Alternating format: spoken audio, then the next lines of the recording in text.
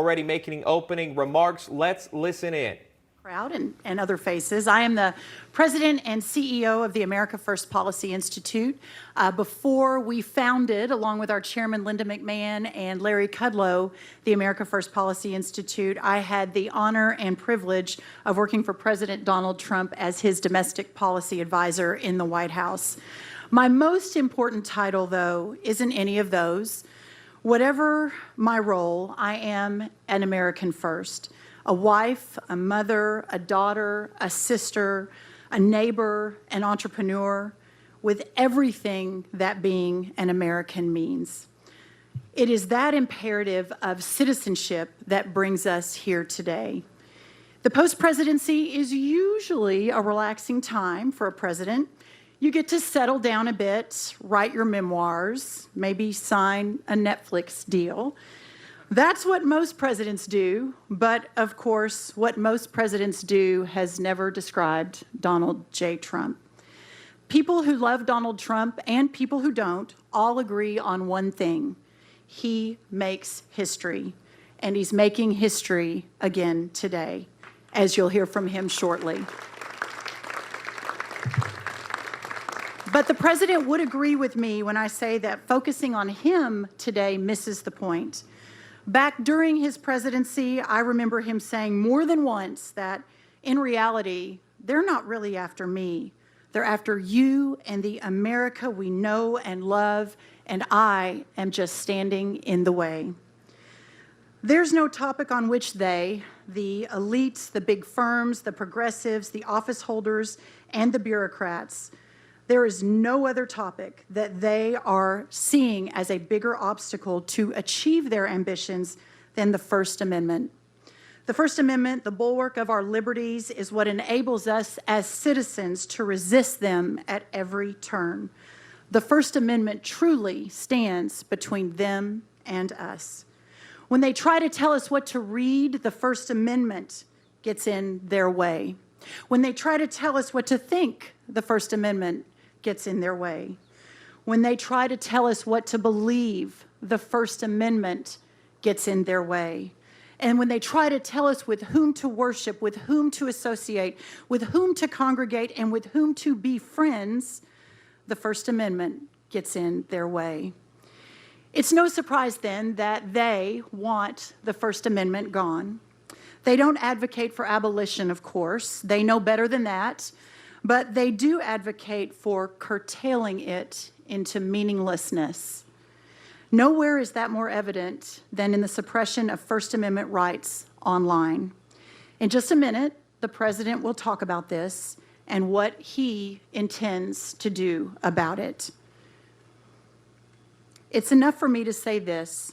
What was just a decade back a mere fiction of paranoid dystopia, a handful of technology companies effectively seizing control of the American public square, is now our own present reality. Against them, this president fights for you, as he always has and as he always will. Ultimately, the issue at hand is the same issue that has gripped the nation since the day almost exactly 6 years ago when Donald Trump made his famous escalator ride into history, becoming candidate Trump, and then nominee Trump, and then President Trump. The issue is simply this. It was then, it is today. Who rules in America? Is it a handful of unaccountable and unelected elites who concoct and enforce standards arbitrarily? If so, we should pack up the American experiment, call the American dream done, issue aristocratic titles, and be done with the charade? Or are the rulers of this country still the people? The democratic citizenry, the men and women who do honest work every single day and ask only for a fair and equitable treatment in return. We need that answer. This country just finished an Independence Day celebration where we talked about and celebrated everything we have been and everything we have meant as a country. For the sake of future Independence Days, for the sake of future American generations, we must fight for the people's rule. That's what Donald Trump is here to do. and that's what he's always done. Please help me welcome President Donald J. Trump. Thank you very much, Brooke. I appreciate that. Thank you, everybody. I just want to say that I stand before you this morning to announce a very important and very beautiful, I think, development for our freedom and our freedom of speech, and that goes to all Americans. Today, in conjunction with the America First Policy Institute, I'm filing as the lead class representative a major class action lawsuit against the big tech giants, including Facebook, Google, and Twitter, as well as their CEOs, Mark Zuckerberg, Sundar Pichai, and Jack Dorsey. Three real nice guys. We're asking the U.S. District Court for the Southern District of Florida to order an immediate halt to social media companies' illegal, shameful censorship of the American people, and that's exactly what they are doing. We're demanding an end to the shadow banning, a stop to the silencing, and a stop to the blacklisting, banishing, and canceling that you know so well. Our case will prove this censorship is unlawful, it's unconstitutional, and it's completely un-American. We all know that. We all know that very, very well. Our filing also seeks injunctive relief to allow prompt restitution and really restoration, and you can name about 20 other things, and it has to be prompt because it's destroying our country. Of my accounts, in addition, we are asking the court to impose punitive damages on these social media giants. We're going to hold big tech very accountable. This is the first of numerous other lawsuits, I assume, that would follow, but this is the lead, and I think it's going to be a very, very important game changer for our country. It will be a pivotal battle in the defense of the First Amendment, and in the end, I am confident that we will achieve a historic victory for American freedom and, at the same time, freedom of speech.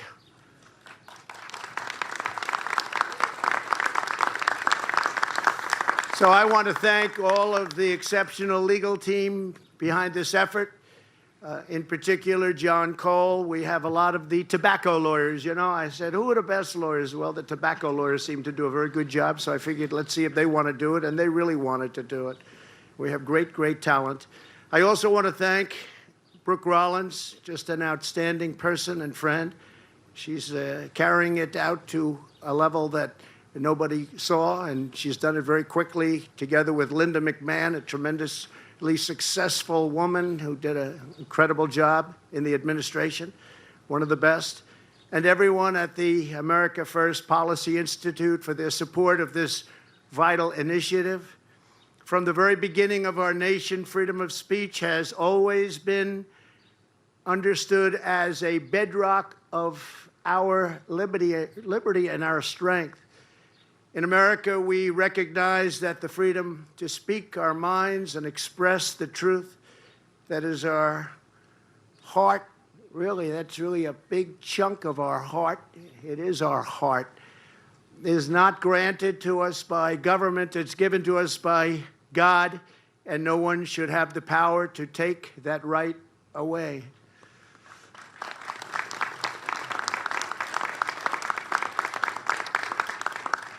The Founding Fathers inscribed this right in the very First Amendment to our Constitution because they knew that free speech is essential to the prevention, and look, to the prevention of horror and to the preservation of our republic. But remember the words, the prevention of horror, because we're very close to seeing that now in our country. We've never been in a position like this, and it's all happened very quickly. In the words of the father of our country, although some would like to take that title away from him, George Washington, he will not be canceled. If freedom of speech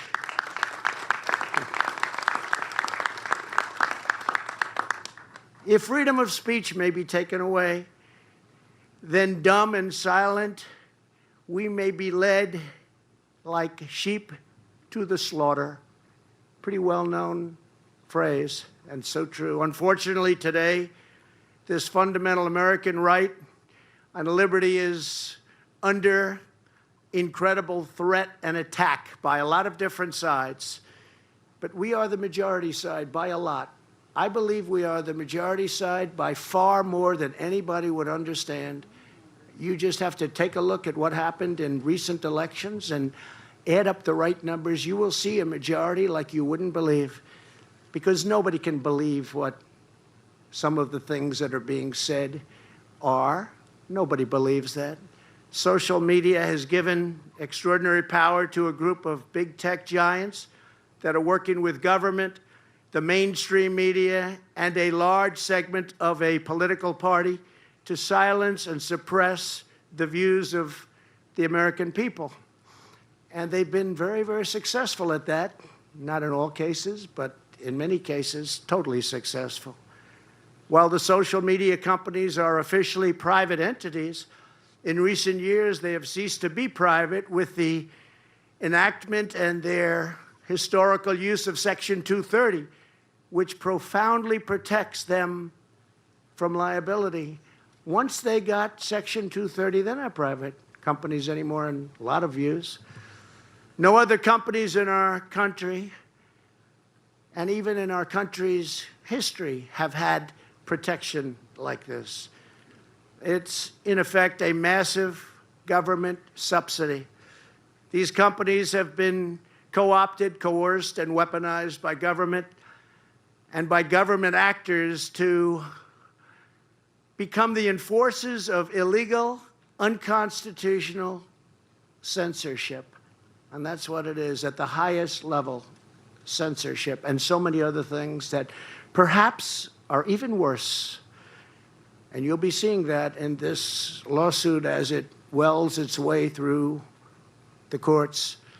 We have all seen Democrats in Congress haul the CEOs of these companies before their committees and attempt to threaten them, bully them, and intimidate them like nobody has been intimidated. But they made a deal. They all get along very nicely now. Thank you very much. Congress has repeatedly told big tech that if they do not silence Democrats' political opponents, ban prominent conservative voices, I wonder who that would be, and restrict what the left ominously labels as disinformation. And they are the greatest disinformation group of people ever in the world. As an example, just recently, now they're saying, we never said defund the police. We want to fund the police. They looked at poll numbers at 85% against them. No, no, no. We want to take care of the police. No, they don't. They wanted to fund the police. And they'll say it thousands and thousands and thousands of times. And by the end of 12 months, you'll all be saying, oh, they love the police. They don't love the police. They actually hate the police for whatever reason, and it's just a terrible thing. And so many other things. They're changing their views on so many other things, and they just say the opposite. They don't even go to anything. They just all in unison. A lot of the people sitting right before me understand exactly what I'm saying. They say it right before you, that we want to do this, we want to do that. It's the exact opposite of what they've been saying. Or, probably the most famous of all, Russia, Russia, Russia. Trump loves Russia. He loves Russia. He loves Putin. He loves Russia. And that went on for 2 years, and some people believed it.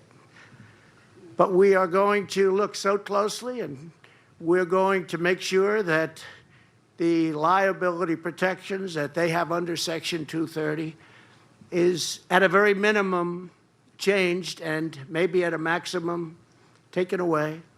The Supreme Court has made it exceedingly clear that Congress is not allowed to coerce private entities into doing what Congress does, and they're not allowed to do it.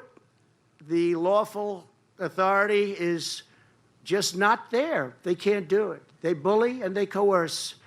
Yet that's exactly what's taking place every single day. It's a flagrant violation of the Constitution. going on before our very eyes. And I hate to say this, but they do it with the Supreme Court, too. They play the refs. They play the refs. They talk about all sorts of things they're going to do to Supreme Court justices. We're going to impeach him. We're going to impeach him. We're going to impeach him. And then, lo and behold, all of a sudden, different decisions come out. Or we're going to enlarge that court to a level that nobody can believe. We are going to take that court and we're going to enlarge it. We're going to have 16. We're going to have 20. I saw one the other day. We're going to have 24 justices. And I guess things happen because all of a sudden decisions come out. They play the ref. They play the ref better than Bobby Knight has ever played the ref. And we can't let that happen. And hopefully our Supreme Court justices and other judges and justices, they stand up for our values. And they don't let that happen. In addition, in recent years, we have also seen increasing coordination between big tech giants and government agencies such as the Centers for Disease Control, where so much was wrong, so many things could have been different, but big tech happened to choose the wrong side, and they banned the right side. For example, YouTube's policy explicitly forbids contradicting, quote, health authorities. You know the health authorities. Fortunately, I overrode the health authorities quite a bit. That was a lot of good decisions made. If I didn't, we would have been in much bigger trouble, like you see other countries right now are still in very, very big trouble. Through such coordination, the federal government has essentially deputized social media platforms to become the de facto censorship arm of the U.S. government, which is exactly what's happened. This was especially clear during the pandemic when social media giants began censoring information according to guidance by the CDC, which, as we now know, was very often incorrect or wrong. This censorship is yet another blatant violation of the Constitution.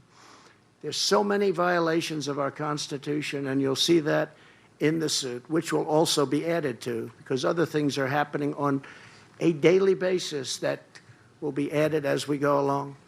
Consider just some of the information that has been censored in America over the past year. Until recently, Facebook had a policy to eliminate all posts sharing evidence that the horrible virus emerged from China. They said it didn't emerge from the Chinese lab, Wuhan. Remember, I said Wuhan, and it was like a bomb went up. Wuhan came from the Wuhan lab. Of course, there were body bags all outside the lab. Nobody ever mentions that. I wonder why. They said it came 1,000 miles away from a bat, or it came from another country. They tried to blame Italy. They tried to blame us. But they gave that one up. That was also misinformation. But then it was finally revealed that this was most likely the truth, that it came from the lab. And it was a small little story, but when I said it, it was like a weapon went off, a major weapon. I won't use the word weapon, because I never use the word nuclear, but we have to be careful with our leadership, because if we don't have the proper leadership, we're in a very perilous state. So we don't use the word nuclear. I never use it, okay? Never use it. I never said it. That's called disinformation. Google and YouTube have deleted countless videos that dared to question the judgment of the World Health Organization, which has been wrong so often. It's been a really pipe organ for China, as most of you know, calling those videos misinformation, including videos that consist of clear scientific fact. Doctors and medical groups have been barred from these platforms for posting about therapeutics such as hydroxychloroquine. That's a familiar name. Which now, most recent studies say, is effective in combating the virus. 3 cents a pill. The drug companies don't like 3 cents a pill. 3 cents a pill is what it costs. recent studies have come out very strongly in favor. Twitter has censored users simply for using the term illegal alien, which it has labeled as hateful content, and just taken you off for whatever reason. You have to see the sentence they took me off for. It's the most loving sentence. It's really amazing. They could have done better, because I've had a lot worse. I mean, I couldn't believe that was the reason. Take a look at it. You know exactly the sentence I'm talking about. It's become very famous. People are saying, really? Even the other side said, really? And of course, there is no better evidence that big tech is out of control than the fact that they banned the sitting president of the United States earlier this year, a ban that continues to this day, continues. So we get the word out, but it's not a fair situation. Very, very bad for this country, very bad for the world. If they can do it to me, they can do it to anyone. And in fact, that is exactly what they're doing. They're taking people off who don't even realize they were taken off. They have no idea why they were taken off. But what they're doing is incredible and incredibly dangerous. Joining us this morning are just a few of the many Americans who have been illegally banned or silenced under the corrupt regime of censorship. These brave patriots are included in the lawsuit, and thousands more are joining as we speak. Thousands more. They're all wanting to join. This will be, I think, will go down as the biggest class action ever filed, because thousands of people want to join. Jen Horton is a school teacher from Fenton, Michigan. Earlier this year, she was kicked off Facebook for sharing a post questioning whether young children should be required to wear masks. She had a question, giving both sides, and actually not negative, just giving both sides. That was enough. At the same time, as Jen was deplatformed, her brother had gone missing, and she was unable to get the word out to all of her followers. She had a lot of followers, could not get the word out. And Jen, I want to thank you very much for being here and stepping forward. Takes a lot of courage. Would you like to come up and say something, Jen? Where's Jen? Jen, please. Thank you. Thank you. I just appreciate the opportunity to be here with all of these amazing patriots, and I thank you, President Trump, for everything you're doing for us. Thank you, Jen, very much. I appreciate it. Thank you, Jen. Dr. Kelly Victory, I love that name. I would have gone with that name if I had the choice.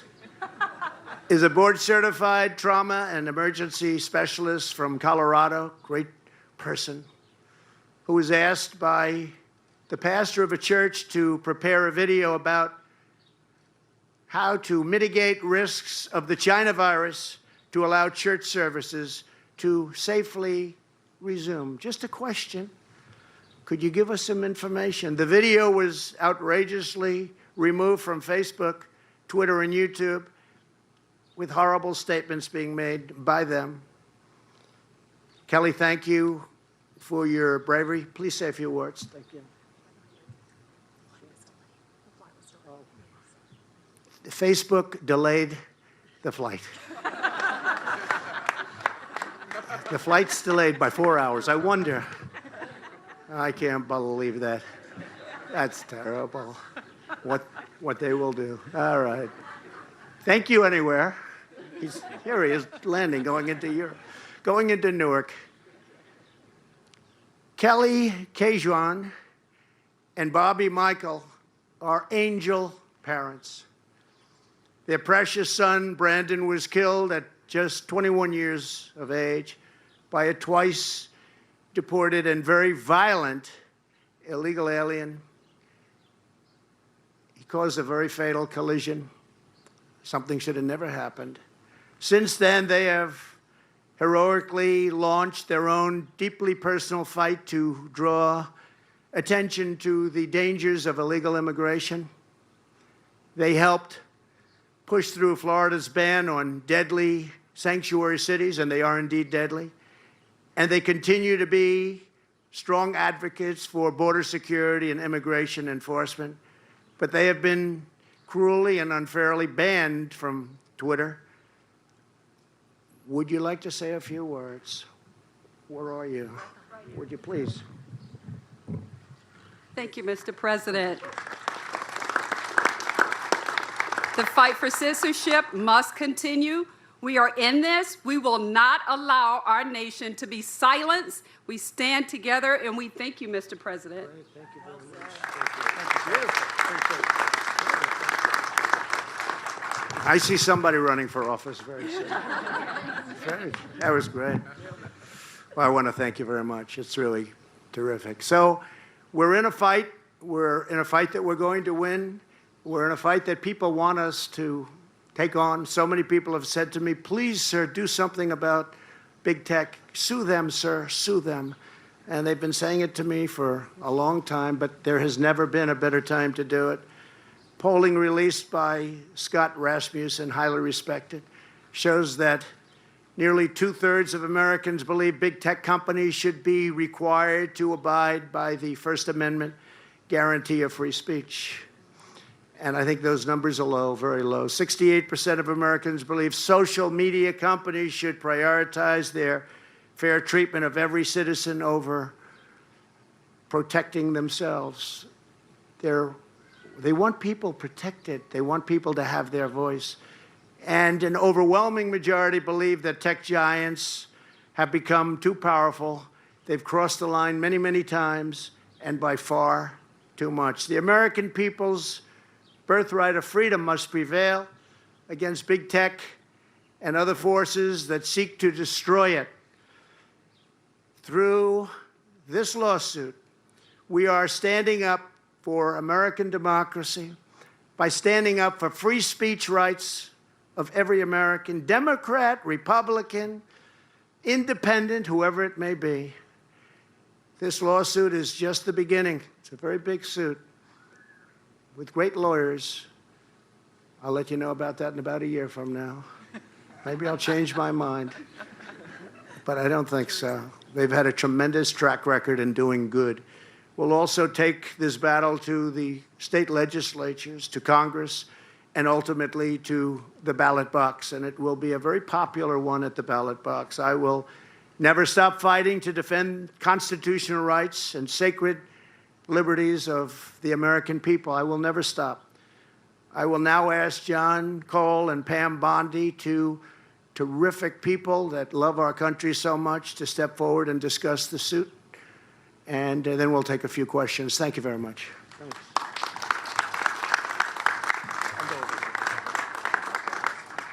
Thank you. Thank you, John. Hello. He's taller than me. This suit is really about freedom of speech. And what it is, it's basic that freedom of speech depends on certain things. One is who decides what's hate, who decides what's misinformation. It's not a couple guys out in California. It's always been the Supreme Court for over 200 years, and I would say they've done a heck of a job. We're taking this suit. We're going to prove that they are government actors. Therefore, the First Amendment does apply. And we think we will be victorious on that. We think that we're in the right area, which is southern Florida. And you have to understand that we can't let this happen. Because, you know, for all you out there who are Democrats and liberals or whatever you are, you're next. Now it's the conservatives, but as history shows us, it will turn maybe 5 years from now, maybe 3 months from now, maybe 10 years, but you're next.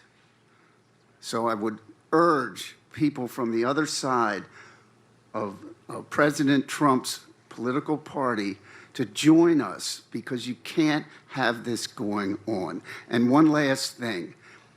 The most hated thing by all the Supreme Courts over all the years is called prior restraint.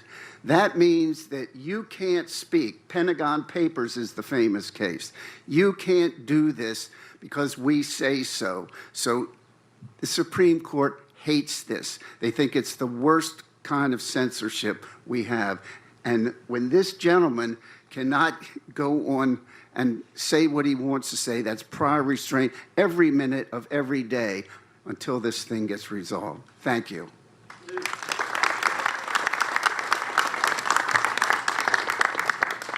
And I'm here not as part of that great legal team over there, but I'm very proud to be part of America First Policy constitutional litigation team. So I was here just to explain just a few things. And you know what John said, this is about our Constitution. This isn't just for conservatives. This is for our media. This is for everyone out there about censorship. This is for Democrats and even progressives whose speech should be protected under the First Amendment. If you recall, Tulsi Gabbard, she sued. Do you remember that? Tulsi Gabbard was censored when she was running for president, and so she sued. And you know, people say that they have immunity, they meaning YouTube, Facebook, Twitter, under Section 230. Well, here's where that's changed. Section 230 came about in 1996, and it was an offshoot of the Decency Act to protect against children being exploited online. That's what this was all about. So take it back to 96. How many users were there then? Probably about 20 million on AOL, right, President? 1996. Now, what do we have? Facebook, Twitter, we have billions worldwide. So times have changed. The internet is flourishing, but First Amendment still must be protected. No one could envision what was about to happen with the internet in our country now, with billions of users worldwide. So that's why this is so important. And when you have Mark Zuckerberg and others being called in front of Congress and being coerced and being questioned by all these congressmen, then you also have Mark Zuckerberg emailing with Dr. Fauci about COVID, and in fact, a lot of their emails that we received have been redacted, not just because of phone numbers, but because they were trading trade secrets, things that they were, so a private company is communicating with the federal government, and parts of that were redacted. So that makes them, they're not immune anymore. They are not immune anymore. It was coercion, collusion, working together, and they cannot hide from the First Amendment. That's why this is so very, very important. Even Facebook's oversight board that Mark Zuckerberg created, the oversight board came back and said there were problems, and it lacked consistently being applied to everyone by community standards. So that's why this is so important for us, for our future, for all political parties, for all human beings around the world. We believe in the First Amendment, and America First Policy will fight for it. Thank you. Thank you very much. You know, a lot of people ask me about Dr. Fauci. I like Dr. Fauci. I actually get along with him great. But they said, why didn't you fire him? I said, no, he was good. He'd recommend something. I'd do the opposite, and we always turned out to be right. Sir, don't close the borders to China. We closed them very early. Get no credit for anything, but these are minor details. Any questions? Christina? Yes. Thank you very much. Well, I chose you. Go ahead, please. Thank you, sir. So what is the possibility of a settlement prior to trial? Because obviously any court ruling in your favor, and you've laid out a very compelling case, anything prior to a court ruling would certainly limit everybody else who's not in the class. We're not looking for a settlement. We don't expect a settlement. They fight, and they fight hard. They've never had anything like this, and they've never had a team of very attractive-looking people in every way. Look at that. That's quite a legal team. That's like from a picture. But they are a very effective, much more importantly, legal team. So we're not looking to settle. We don't know what's going to happen, but we're not looking to settle. Thank you, Christina. Thank you, sir. Yeah, please, go ahead. President. So we were talking about privately held companies that have been censoring. What's your position on public broadcasting, NPR, who also seem to be filling the same kind of role for a certain It's such a great question. They are terrible. They are terrible. And it's not only what they say, it's what they don't say.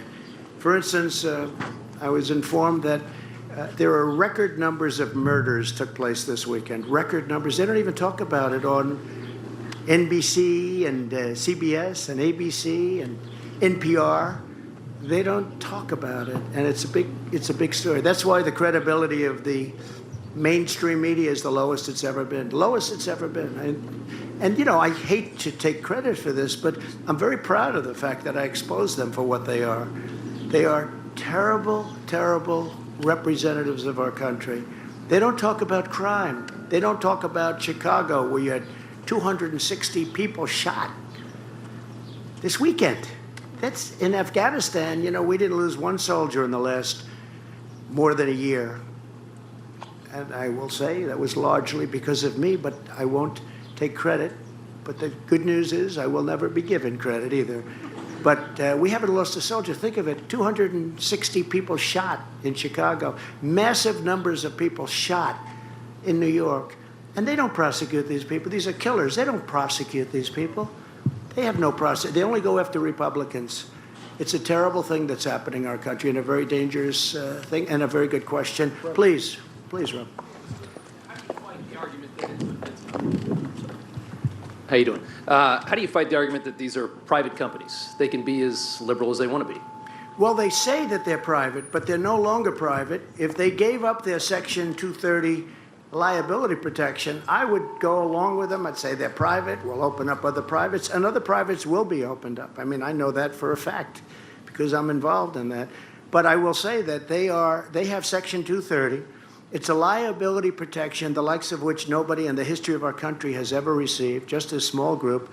And we're not going to stand for it, and that makes them, in my opinion, very subject to the kind of penalties that we're talking about, which is potentially, John, trillions of dollars. It's a number that the likes of which nobody's seen before. John, you might want to address that.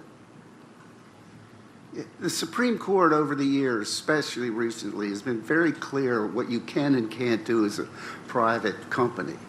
And they've done it all. There's mainly three reasons. The president has talked about the immunity.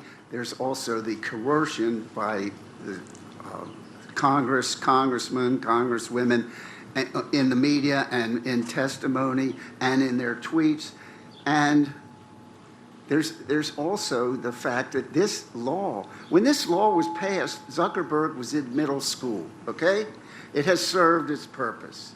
It's now it has grown into this monster that Congress never intended. And the real bottom line is Congress cannot delegate what it can't do itself. And that's what they've done.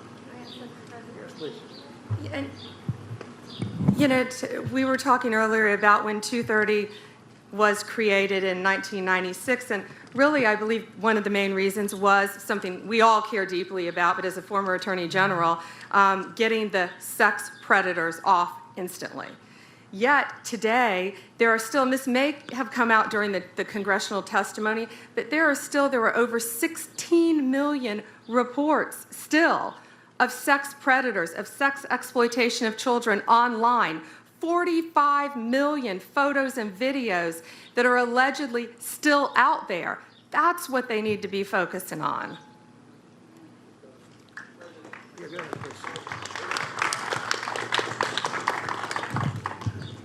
Thank you, Mr. President. I think the timing of this is perfect, especially going to the midterms and looking ahead to 2024. Can you share your thoughts on the timing of it and how this decision can help protect conservative viewpoints as we move further to 2024 elections? The timing just seemed to be right because they've been so abusive, so bad, what they've done, not only to the President of the United States, but to so many others. Hamas has a site. The greatest killers in the world have a site. They're never reprimanded. They're never red flagged. Nothing ever happens. The president, and you, again, get the quote. You won't believe it. But these people call for the destruction of Israel, the destruction of the USA. Nothing happens to them. And I just think it's become so flagrant and so outrageous and outrageously ridiculous that this was a good time. Not having to do with the elections. I think this will go on beyond the elections. I would be surprised if it didn't. But I think it's a very important thing for our nation. Very, very important. Yeah, please, go ahead, please. Just to clarify, who should be the arbiter of what's hate, what's offensive, what should not be published, what goes beyond free speech? And because so much of this, your banning has to do with comments you made around January 6th, just to clarify further, what did you do to stop the insurrection, as some people call it, and why were you not able to stop it? So that whole event, unfortunate event, just went through Congress and a report was issued and my name wasn't even mentioned. And I appreciate that. I was surprised, frankly, because I would have assumed that they would have come up with their typically biased, at least on the Democrat side, statement. The report came out, as you saw, 2 weeks ago. My name wasn't even mentioned. That was an unfortunate event. I say, though, however, people are being treated unbelievably unfairly when you look at people in prison and nothing happens to Antifa, and they burned down cities and killed people. There were no guns in the Capitol. They burned it, except for the gun that shot Ashley Babbitt. And nobody knows who that man were. If that were the opposite way, that man would be all over. He would be the most well-known, and I believe, I can say man, because I believe I know exactly who it is, but he would be the most well-known person in this country, in the world. But the person that shot Ashley Babbitt, boom, right through the head, just boom. There was no reason for that. And why isn't that person being opened up, and why isn't that being studied? They've already written it off. They said, that case is closed. If that were the opposite, that case would be going on for years and years, and it would not be pretty. So I just thought this was a very important time. Yeah, please, go ahead. Go ahead, please. Twitter, if you're successful in this, and Twitter and Facebook and Instagram and all the social media platforms let you back on and let everyone else back on uninhibited, the way that everyone's supposed to have access, would you use their platforms again? I don't know. It's a good question. I don't know. I might not. You know, I'm in a different position because if I put out a press release, you know, I'm getting extremely good pickup. But that's me. The world, everybody that's getting banned they can't put out a press release. People would say, who the hell is that? Nobody's going to pick it up. And even myself, I could instantaneously get the word out. If somebody says a lie, like the fake media, I can at least give the opposing side, which I've been doing for 6 years. I used to get great publicity before I ran for office, okay? I've been doing this for 5 or 6 years where I can get a word out, an opposing word. Today, you can't do that. They took away the rights of, in my opinion, the majority. I really believe it's the majority because people aren't for all of these things. Now they have voter ID. That's another one when you talk about voter ID. All of a sudden, they love voter ID. They fought it vehemently. I noticed 2 days ago, I watched a congressman, happened to be from South Carolina, say, no, I've always been in favor of voter ID. Well, he hasn't because you look at his statement for the last 2 years. He's been vehemently opposed. But now they lie like nobody has ever lied. I watched him say, I've always believed in voter ID, essentially. And I said, that's unbelievable. Fortunately, the particular newscast had his statements from before, of which they were too numerous to put up, but they put up enough of them. But the Democrats are now saying, because they saw it was an 88% positive issue, they're now saying, we believe in voter ID. We have to have voter ID. There isn't one Democrat in the country that said that. And in a year from now, the fake news will say they've always been on this side. It's amazing. If you say it long enough, hard enough, often enough, people will start to believe it. That's what happened with Russia. That's what happened with Ukraine. That's what happened with, well, the worst is when they don't say it, like the laptop from hell. They didn't want to. You look at that thing, there is more criminal activity on that laptop than Al Capone had, if he ever had a laptop. Would like to give Al Capone one, but he was a baby compared to what I was able to see. Brooke, would you like to say a few more words? Yeah. One question, how can somebody join the lawsuit? That's a good question, Brooke. Please. That you can join the lawsuit by going to takeonbigtech.com. I did not plant that question, but I very much appreciate it. Takeonbigtech.com, and we really are looking for the tens of thousands, hundreds of thousands of Americans. And let me just say one quick thing. It was a great question about the political ramifications of this lawsuit versus 2 years or 4 years. And certainly it will be part of the national narrative, I think, moving forward for the next couple of years. But this effort really is about the battle for the future of this country. And when we lose the opportunity to be part of a public discourse, whether as conservatives, as Republicans, as libertarians, as fighting against critical race theory, as questioning masks and whether our 11, 13, 15, and 16-year-olds, my children, should be forced to wear a mask all day, whether we're questioning illegal immigration and how to use that. That's crazy, and it's not okay, and this is not America, and it is not the America that I know we all want for our children and our future grandchildren, and that's what this lawsuit is about. We have the best legal team in the country. The America First Policy Institute is partnering with them to ensure that the word gets out, that we can truly, truly give our Americans who have been censored, who have been compromised, who have been told that they don't have a voice, that will no longer be the case. So thank you. Thank you all. Wait, I want to make one thing. Gentleman asked who would decide what's hate speech. Who would decide this thing? For 200 years, over 200 years, it's been the Supreme Court. We can't let it be in the hands of unelected people or unappointed justices, but they have done such a good job for 200 years on this issue. We don't need any panels. We don't need any oversight committees. We need the Supreme Court and the judicial system to come into the 21st century. All right, so I want to thank everybody. It's about 94 degrees out. I'm sorry to do this. It was supposed to be a beautiful day, and 72 and perfect, and it's a little bit hot. We're going to have refreshments, drinks. We'll bring you into the clubhouse if you'd like, but we'll take care of you because I see some of you are in serious trouble sitting there. I do hope I can leave you with two things. Number one, this is a very important lawsuit. This is a big time, long-awaited, very, very long-awaited. The complexity of it, I guess, took a longer period of time, but other litigants also want to join in with us. And we have great confidence in the courts, and we're going to see what happens. And the other thing I just ask the mainstream media to go back and do on network news and everywhere else is please discuss the horrors of what's going on in